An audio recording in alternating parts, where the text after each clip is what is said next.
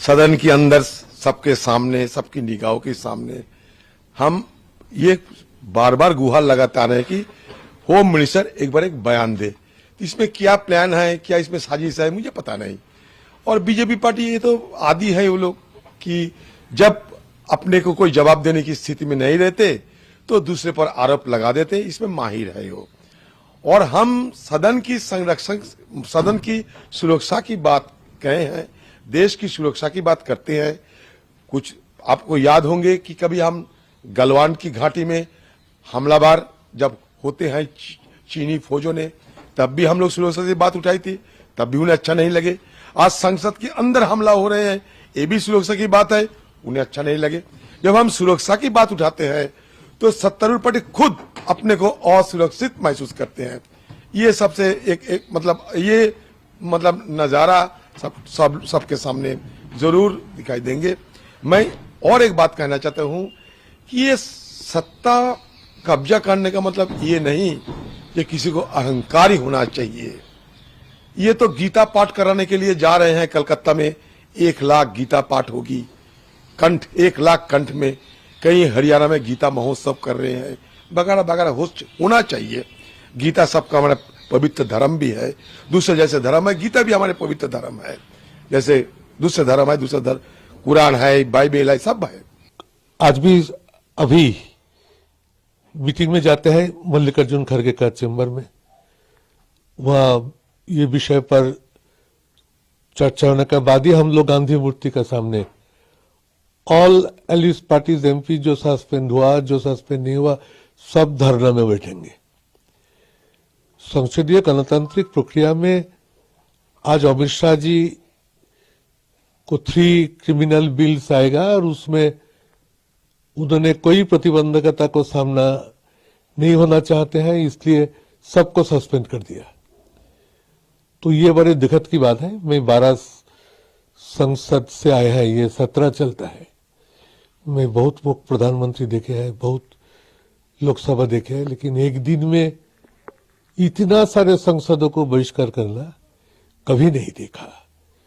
मेरा डर लगता है कि संसदीय गणतांत्रिक प्रक्रिया ये सरकार चालू रखेंगे, ना इसको बदल देने का अगले दिनों में कोई कोशिश करेंगे। इसीलिए मैं बोलता हूं कि इन्होंने चाहते हैं कि विरोधी मुक्त संसद, और आज तो यही दिखाई देता विरोधी मुक्त संसद आएंगे और अमित शाह जी को 3 क्रिमिनल बिल पेश होंगे, जो बिल पर हमारे बहुत विषय चर्चा करने करते।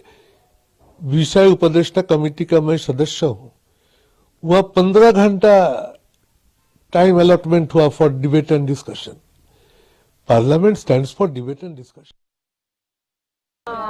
ऐसा है कि जिस तरीके से लोगों को, संसद सदस्यों को निलंबित किया जा रहा है, उसके बाद लगता ही नहीं है कि उसके विपक्ष का कोई औचित्य रह गया इनके दिमाग में। और जब सत्ता में बैठे हुए लोग या उनके इशारे पे काम करने वाले लोग विपक्ष को बिल्कुल नॉन एंटिटी की तरह देखने लगे, तो लोकतंत्र का कोई अर्थ नहीं रहता। मैंने कोई ऐसा काम नहीं किया जिसको उद्दंडता या शिष्टता की श्रेणी में आता हो, लेकिन अब किया तो चेयरमैन, और चेयरमैन का जो आदेश है वो तो हमें माननी हो। वो गैस की बजाय सरीन गैस उन्होंने छोड़ दिया होता, और कोई फिदाइन होता, खुद में मर जाए, कोई दिक्कत नहीं।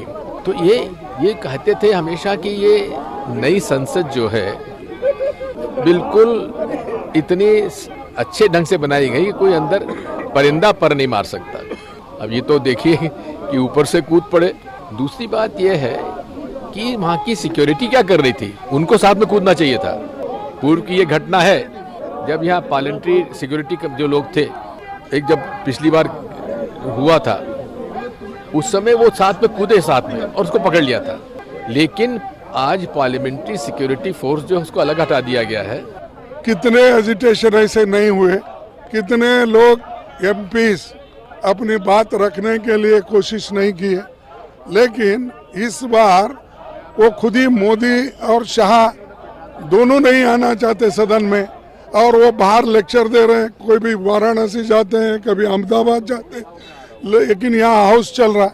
ये तो सदन की गरिमा को वो लोग एक तरफ से उन्होंने अपमान किया है, और जो लोग अपमान करते हैं डेमोक्रेसी का और वो हमको पाठ पढ़ाते हैं।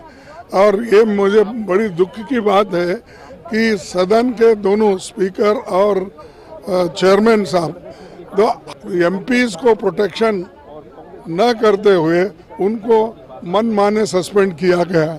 और आज तक ये देश के इतिहास में पहली बार है कि आज कितने लोगों को उन्होंने सस्पेंड किया। ये डेमोक्रेसी के लिए अच्छा नहीं है, ये डराने की बात हो गई है। और ऐसा डराने के लिए लोगों को वो अपना डेमोक्रेसी खत्म